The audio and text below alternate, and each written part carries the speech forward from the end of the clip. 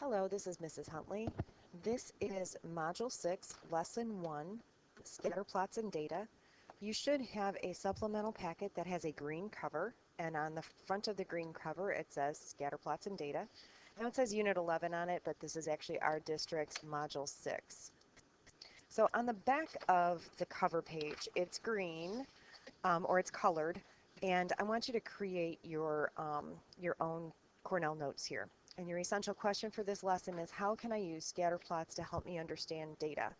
And we're just going to go over a few key vocabulary terms that I'm going to be using, and I want to make sure that you understand as I'm using them. So the key vocabulary that we're talking about is bivariate data.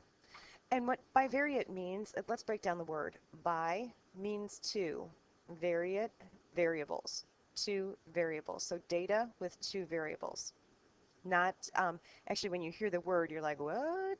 But then when you think about it, it actually makes sense. Data that has two variables. Linear association. We all know what a linear equation is. We've been working on those for a long time, so we're talking about something that kind of goes in a straight line. Now, association means that it can be described using a straight line. So the data itself may not be only in a straight line, but we can use what we're going to call a line of best fit, which we're going to learn more about, to describe the association or how the data is related to each other using that straight line. So association, how it's related. Some people call it a relationship. Independent variable, that's your x value. This is a variable that does not depend on the other variable. It just is. The dependent variable, the y variable, this one changes as a result of something that's happening to the x variable or the x value. So one is independent, meaning it acts on its own. The dependent variable acts as a result of something that happens to the independent variable. So moving on to the first part of the lesson, if you need to pause the video to get those down, go ahead and do so. So the next page, scatter plots and association. A scatter plot is a graph that's used to display numerical data with two variables, or, again, bivariate data. Scatter plots can help determine if one variable has an effect on the other, or if there are overall trends, patterns, or associations between the two variables. So let's take a look at some examples.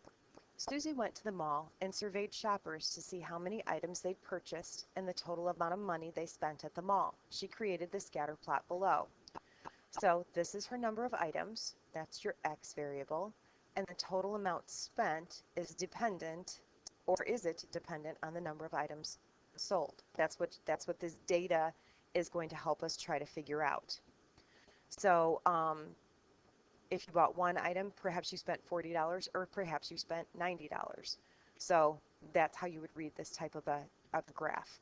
So part A says, how many shoppers did Susie survey? So we're not looking at the number of items. We're not looking at the total spent. How would we figure that out? Each of these dots on the graph is a piece of data, and we call them data points. So to find out how many shoppers, how many shoppers are here, we'd have to count the data points. So go ahead and count them up.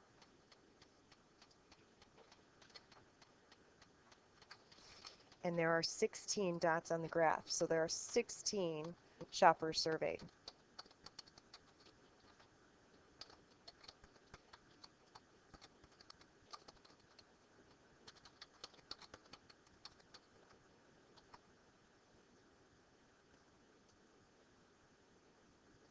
Does the number of items purchased seem to have an effect on the total amount of money spent?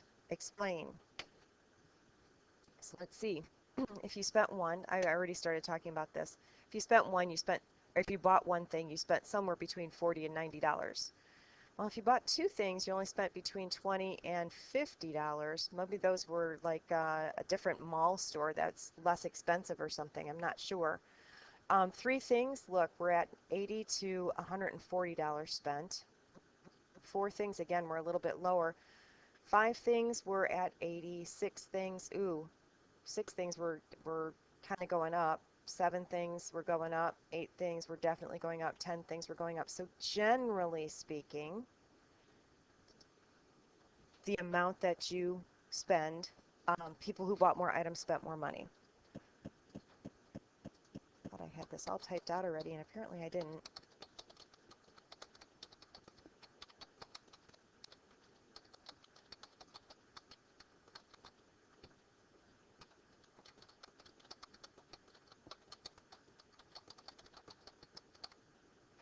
So generally speaking, if you buy more, you spend more. Okay, positive association. A positive line goes up and to the right. Remember that from when we were studying linear equations. So two variables have a positive association or positive relationship when they move together. For example, as one variable increases, the other variable also increases. It's going up and to the right. Same thing as far as decreasing. When one variable decreases, the other variable decreases. You're just going backward on the line. It's still going to be a line or a trend that's going up and to the right, but when both variables move together, think about it when you're coming backward on it, as one's going down, the other one's going down. When you're going forward on it, when one's going up, the other one's going up. So it doesn't necessarily mean just because one's going down and the other one's going down that it's going to be negative, because a negative association is when two variables move in opposite directions. For when, like for an example, when your x term goes up, your y term would come down. So they're going in opposite directions. The other variable is decreasing as the first variable is increasing. We say two variables have no association when the change in one variable has no effect on the other one. Your data is going to kind of be all over the place. There's no way that we could draw a line either positively or negatively that's going to describe this information. Describe the type of association you expect to see between each of the following: the hours a person studies and the number of states they visited. The hours a person studies and the number of states they visited. What do you think on that one? Well, it's my belief that they would have no association to each other. People that travel a lot don't necessarily study a lot.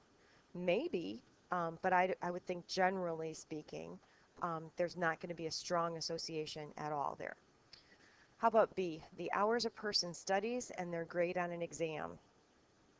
This one I would very definitely expect to see an association, and I would expect that if you studied a lot, your grade is going to be good. So higher hours studying, higher grade, that would be a positive association. The hours a person studies and the hours they spend watching TV. Okay, well, if you're spending a lot of hours studying, I would think that you wouldn't have a lot of hours to spend watching TV. So I would expect that to be a negative association.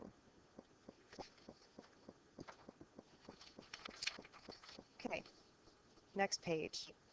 If a straight line can be drawn to follow the overall trend of the scatter plot, it is linear. So if I can draw a line that's going to kind of describe this, and it's a straight line, I'm going to say it's linear. If the points of data are close together, the association is weak. If the points of data are spread widely apart, the association is weak. Label each type of association, the strength of the association, and whether or not it's linear. So looking at one, it looks pretty linear to me. I could draw a line like right through the center of this data, and it's going to be going up and to the right. So if it's going up and to the right, we say that's positive.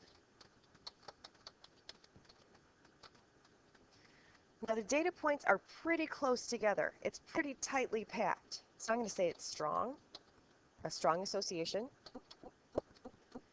And I can draw that line, STR.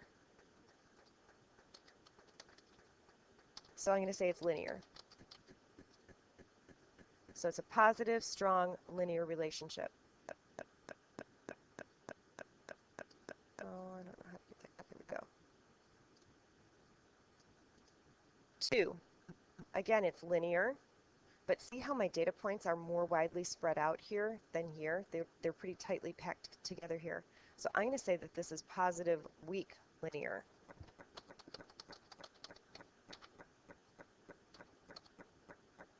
You know what?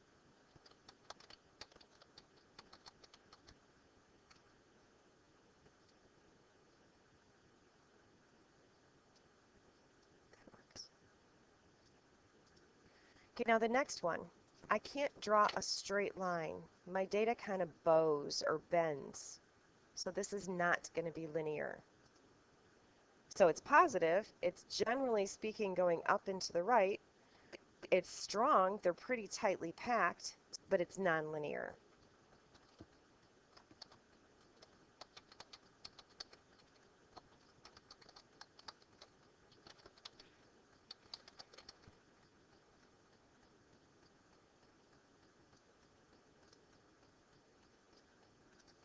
Okay, the next one.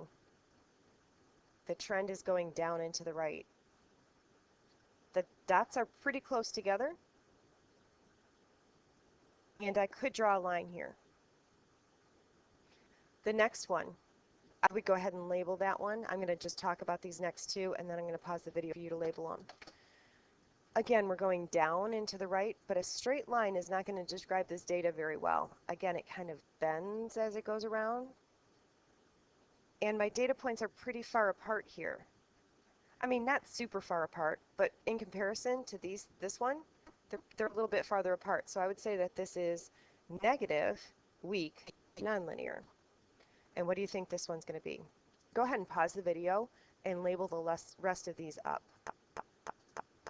So there we go. Negative, strong, linear, negative, weak, nonlinear, no association, pretty weak because our data points are pretty spread out, and it's nonlinear. So what I'd like you to do now is go ahead and pause the video and read all of these relationships. Our first variable, a person's height, and their shoe size. What would you expect it to be? Would you expect it to be positive or negative? The number of letters in a person's name and a person's IQ. I'm sorry, positive, negative, or no association. So the number of letters in a person's name and the person's IQ. Would you expect them to be related in some way? Or the number of absences a student has and their student's grade point average or GPA. So take a second, think about these relationships, and pause the video. Answer whether you'd expect it to be positive or negative. And explanation, so why.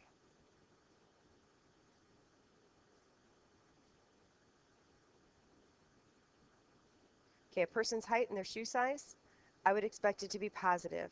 Generally speaking, again, as people get taller, their shoe sizes increase.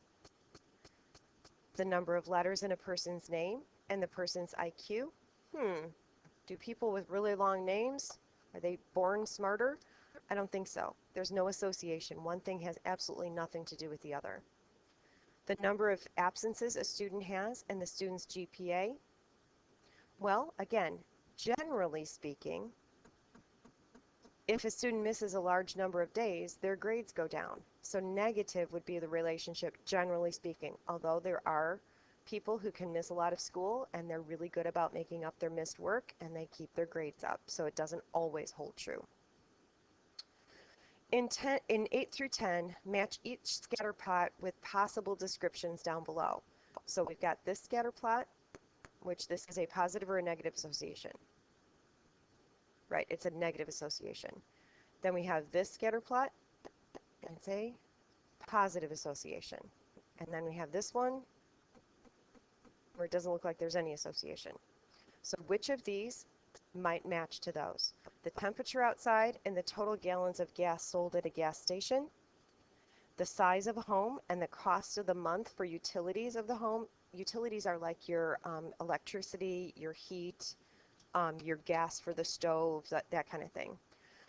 And C, the altitude of a hiker and the total oxygen level in the air. So we want to match A, B, or C to each of these possible data points. Okay. Well, let's think about the choices that we have. I know that with the size of the home, the larger the home, the more you're going to spend on utilities. So as the size of the home goes up, the amount that you have to spend on things is also going to go up. So that one's going to be B. I know that as you go up higher, the oxygen level in the air becomes lower. So if a hiker is going higher up, the oxygen in the air is going to be coming down. So that's going to be a negative association, and that's going to be there. And the temperature outside and the total gallons of gas sold at a gas station appear to have no association. So that's how I would match that up. That is the end of this lesson. If you would, go ahead and summarize what you learned at the bottom of this page or on the front of the notes page if you need to. And I will see you in class.